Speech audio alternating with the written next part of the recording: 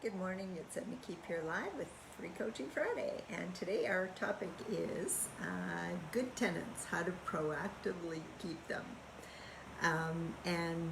This is something that you can always be practicing and learning new things about it. But one of the things that we learned very early on was to treat our tenants like the customers and clients that they are. If you think about it, a tenant could potentially pay you $1,000 a month for 12 months, could be with you 3 years, 2-3 years on average. That's like $24,000. So think about what that does for your pocketbook long term. They help you pay off the mortgage, they pay off your property, and it's the whole idea behind getting rental tenants. And if your property is vacant for any length of time, well, then it comes straight out of your pocket.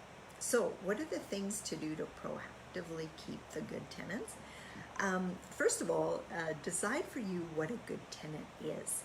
Is it somebody who pays their rent on time, is respectful of the property, respectful of you, respectful of your time?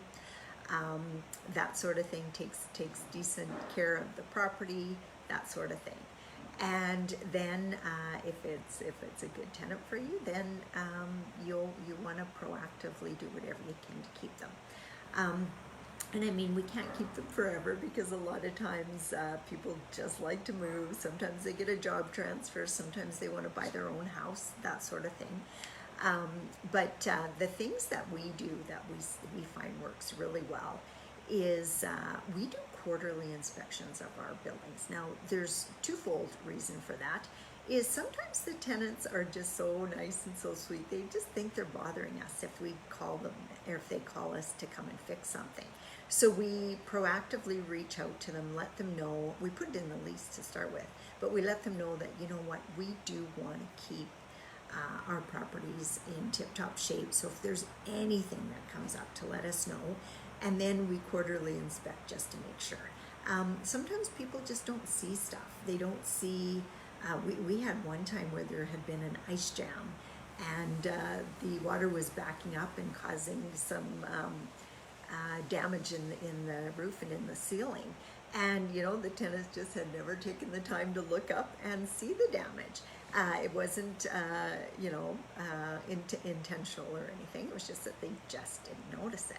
So there's times when that happens. Sometimes it's a leak in a sink that starts slowly, and pretty soon it's drastic. And even if they're paying the water bill, we like to show them that if we can stop that leak, and it's usually not a very expensive fix, then it saves them on the water bill. And if we're paying the water bill, it saves us on the water bill. But also potential damage, because sometimes if it's the top of the sink or the top of the tap, something that's up that we can visually see, there's also something that we can't see.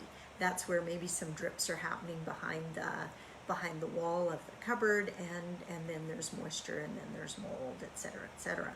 So those kind of quarterly inspections are really important. It also shows people that they're not going to get away with anything, like keeping the place a mess or keeping it unwarranted tenants in there and people that aren't on the lease, that sort of thing. Stuff that we're always watching for. Or if there's a hole in the wall. One time we were moving, and it was a dryer in, I think, and we had to go down the hallway to put the dryer in, and they bumped this picture because the hallway was narrow, and one said, well, you should take the picture down, then we won't bump it. Well, when they took the picture down, here there's a hole in the wall. So we were able to make them fix it while they were still there. It's likely if we'd have left it till it was time that they moved out that we wouldn't have caught that, especially if the picture was left behind, So those different kinds of things really make a difference. One time we had a tenant, he actually, because we got a reputation of people who like to take care of our properties, he phoned us up and he goes, I'm really sorry. had a fight with my girlfriend. Like one of them threw a shoe. Now there's a hole in the wall. I really want to fix it. But you know what? I just don't even know what to do. Would you fix it and I'll just pay you? And, you know, we praise them for that. You know, we say, you know, stuff like that happens. And thank you very much for reaching out to us. And we tease them a little bit, you know, get a calmer girlfriend next time or whatever. But it's those interactions with your tenants that's going to keep them long term with you. Keep your properties nice. That's one thing. But treating them like good people, good citizens, that's another. And then just building a bit of a relationship. Those are all the things that we've done to proactively keep good tenants. And sometimes we've had tenants with us for years and years. So we love that. We love being able to have that relationship with those tenants and keep them happy with us for a long time. So hopefully that helped. And if you want more tips, make sure you sign up as a subscriber and I will share them with you. Have a really, really good weekend and we'll talk to you on Monday for Mindset Monday. Bye for now.